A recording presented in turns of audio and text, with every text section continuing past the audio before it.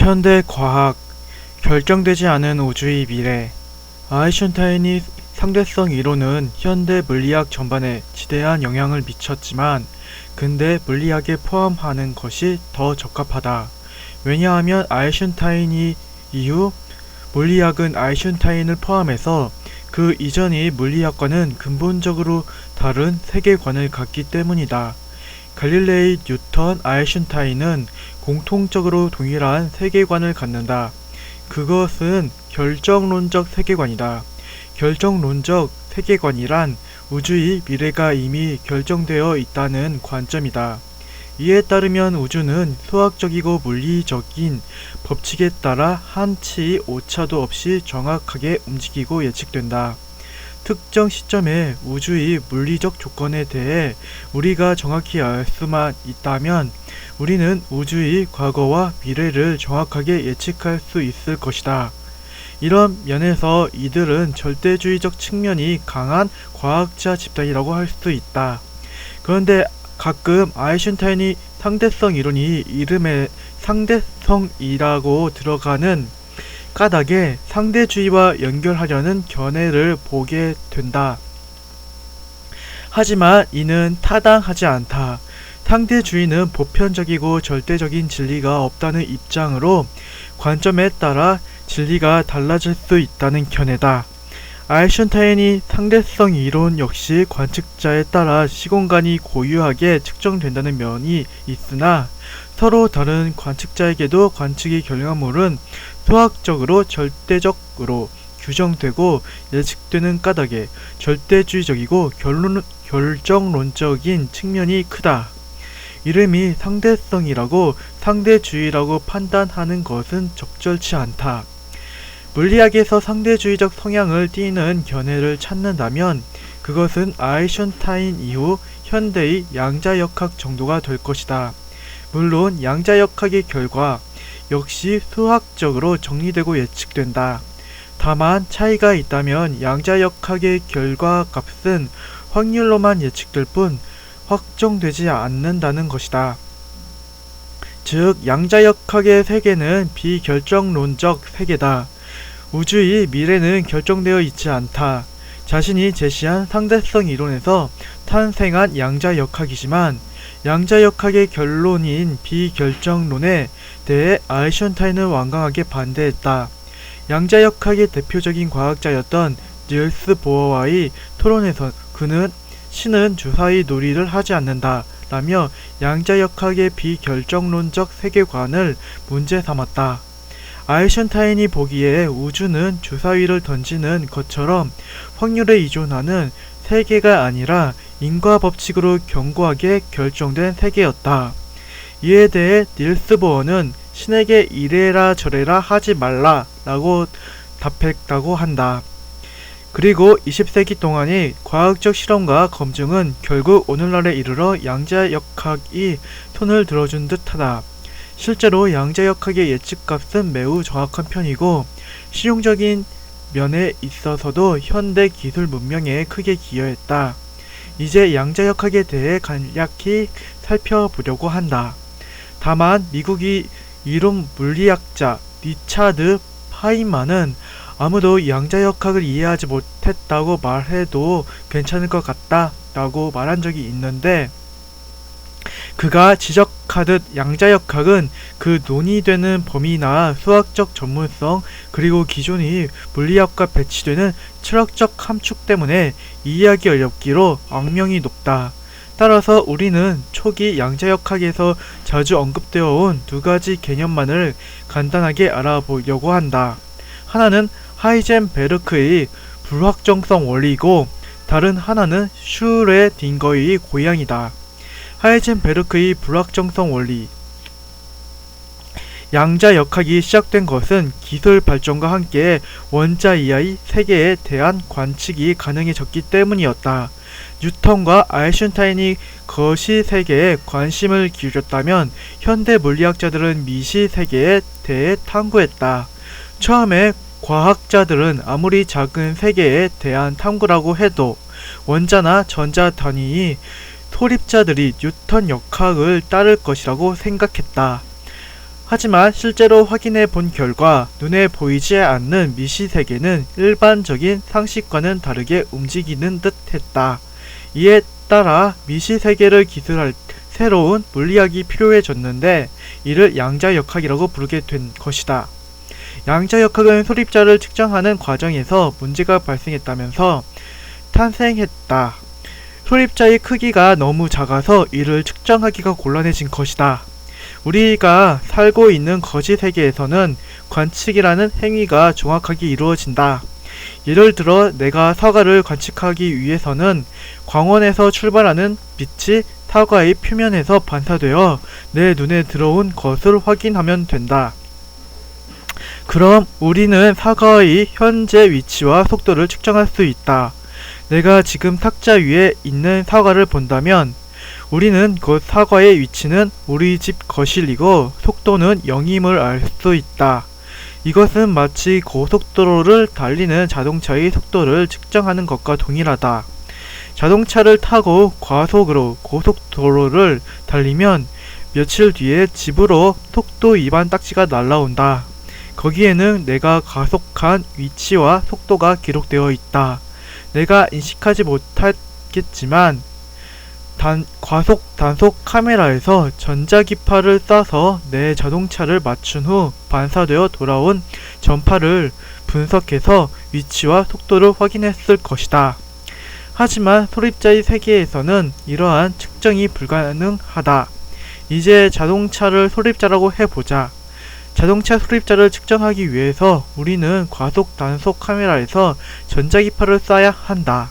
그런데 자동차 소립자가 너무 작다 보니 전자기파를 맞은 자동차 소립자의 속도가 변하고 만다.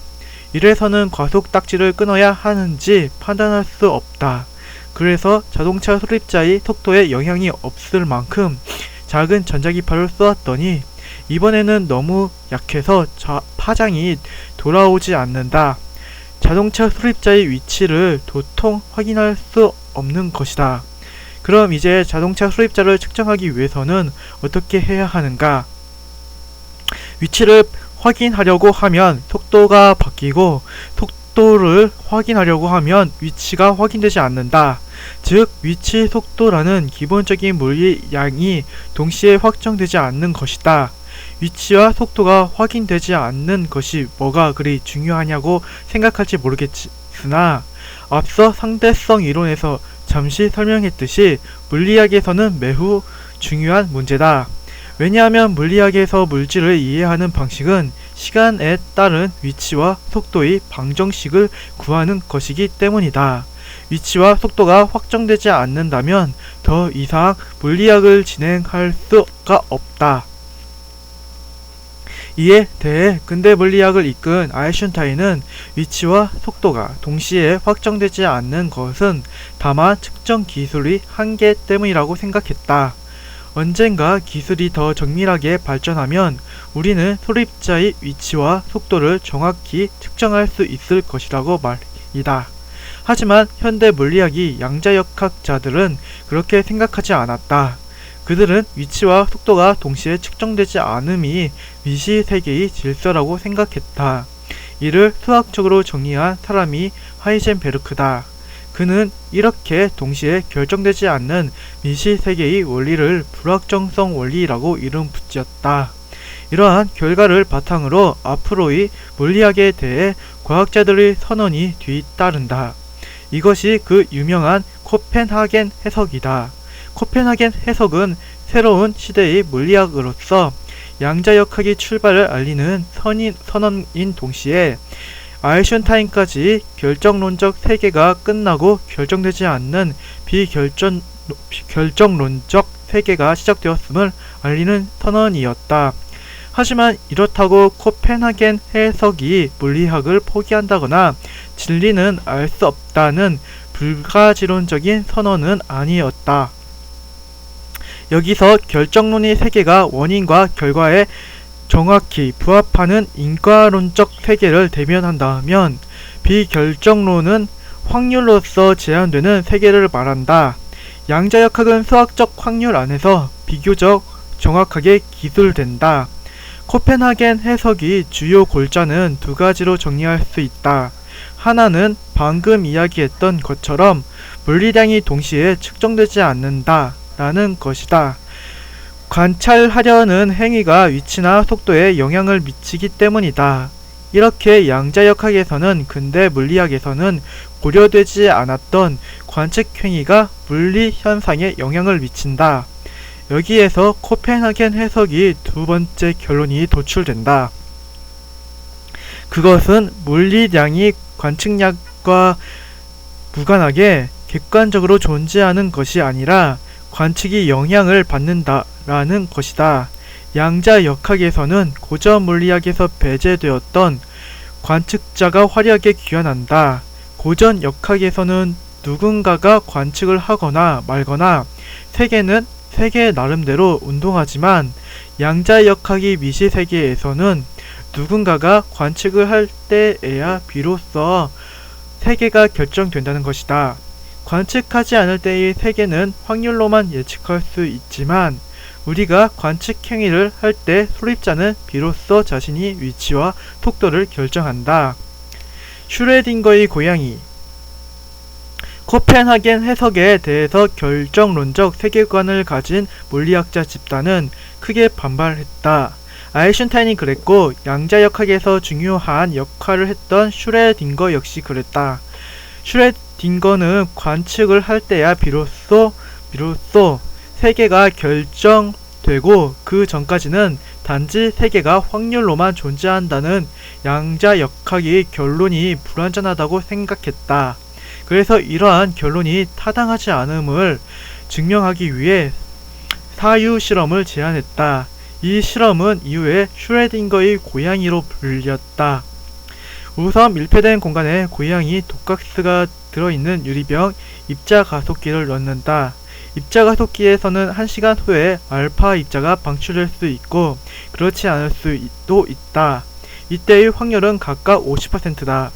만약 50%의 확률로 알파 입자가 방출된다면 그 입자는 독가스가 들어있는 유리병을 깰 것이고 그러면 고양이는 죽을 것이다. 반면 50%의 확률로 알파 입자가 방출되지 않는다면 독가스가 들어있는 병은 안전할 것이고 고양이도 살아있을 것이다. 1시간이 지난 후에 상자 안의 고양이는 어떻게 되었을까? 아직 뚜껑을 열어본 것은 아니다. 고전 물리학자들은 당연히 고양이가 죽었거나 또는 죽지 않았을 것이라고 대답할 것이다. 이것은 상식적으로 당연하다. 우리가 고양이가 죽은 것을 확인하거나 그렇지 않거나 상자 안의 고양이는 운명은 이미 결정되어 있다. 반면 양자역학자들은 고양이가 있으면서 동시에 죽지 않은 상태의 확률로서 존재한다고 말해야 한다. 왜냐하면 알파 입자는 미시 세계에 속하는 수립자이고 코펜하겐 해석에 의하면 수립자는 관찰될 때야 비로소 자신의 위치와 속도를 확정하기 때문이다. 알파 입자의 위치와 속도가 확률로 존재한다면 고양이의 삶과 죽음도 확률로 존재하고 있어야 한다.